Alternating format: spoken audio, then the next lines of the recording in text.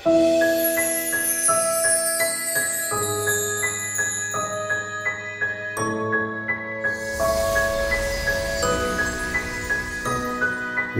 цаг. Сайн байцгаана уу хүүхдүүдээ. Би дуу уруулагч жүжигчин Наранбаатар байна. Хүүхдүүд багчуу та бүхэндээ ээлжид үлгэрэн ярьж өгөхөд бэлэн боллоо. Энэ удаа та нартаа үл таних найз гэдэг үлгэр ярьж өгнө. За сайн байцгаана уу хүүхдүүдээ? Сайн. За хүүхдүүд та нар үлгэрээ сонсоход бэлэн байна уу? За тэгвэл ахын та нарт үл таних найз гэдэг сонирхолтой үлгэр ярьж өгье. Анхааралтай сонсоорой. Нэгэн ойд туулаа хэрэм хоёр бүр хар нэлхаасан хамтдаа тоглож өсчээ. Тэгээд тэр хоёр үүр дамжин тоглох тул гадаа юу болж байгааг, дэлхийн ертөнц хэрхэн өөрчлөгдөж байгааг огт мэддэггүй байлаа. Тэгсэн нэг өвөл маш их цас орж хөвчин дэлхийг цагаан өнгөөр хучжээ. Туулай хэрэмний гэр бүлүүд нь эдэж уушаан бэлдэж өвлийг дулаан үүрэндээ өнгөрүүлэхээр орлоо.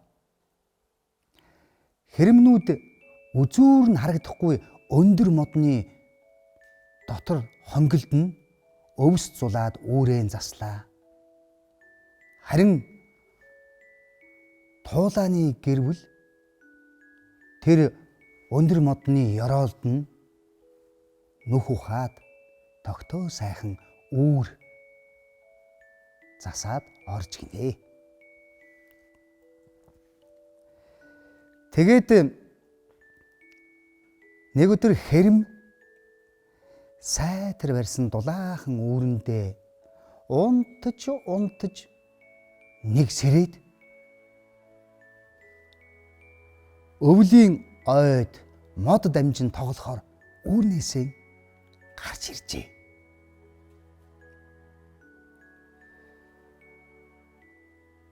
Тэгсэн чинь хэрэмний төрсөн ойн тэр чихтэн цасанд дарагдсан байлаа. Гэтэл тэр цав цагаан цасан дээр нэг зүйл хөдлөх шиг болж гинэ. Хэрэм ингээд гайхаад харсан чинь цаснаас ялгахдаггүй нэг цагаан амтэн үүрнийхэн доор цасаар байшин барьцоо тоглоо сууж ийн гин. Тэгэхээр н хэрэм уурн хүрээд хөөе чи миний тоглолтог газар, миний хар багасаа найзтайгаа тоглолтог газар чи юу хийж байгаа юм бэ хөөе чи гэхгүй юу. Тэгсэн чинь тэр нь ямар амтан байсан гэж туулаа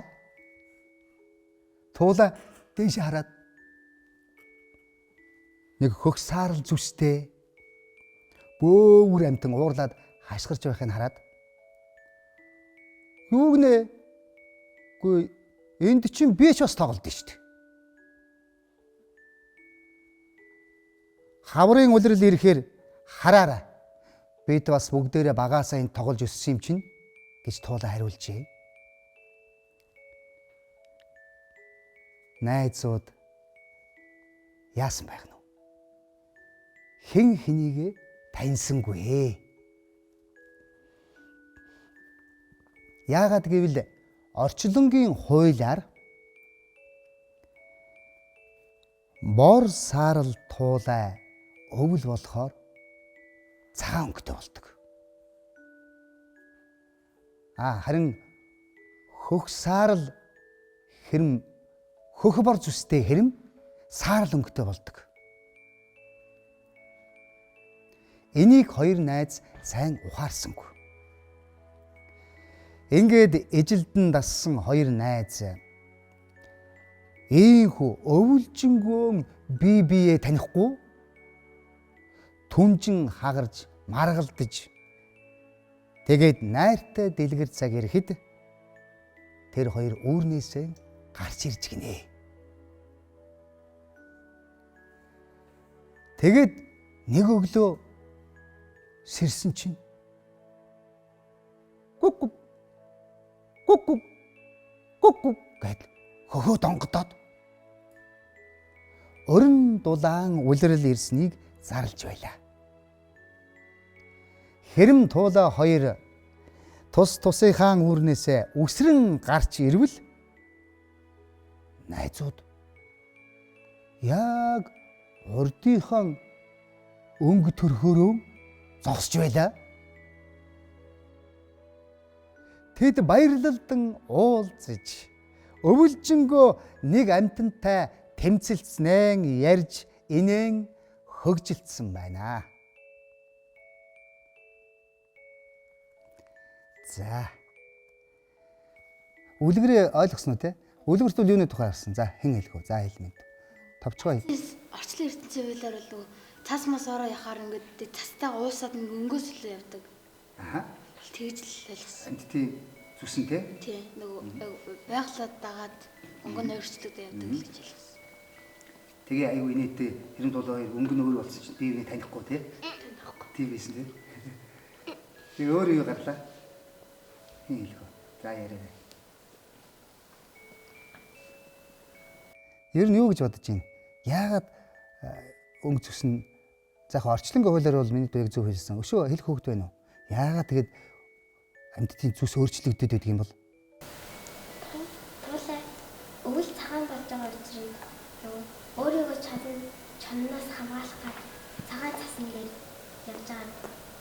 Яваад чанан байж гэж би бодчих. Зөв за. Энэ удаа хүүхдүүд та бүхэндээ сонирхолтой үл таних найз гэдэг үлгэрийг ярьж өглөө. Дараагийн үлгэрээр уулзтлаа. Баяртай хүүхдүүдээ.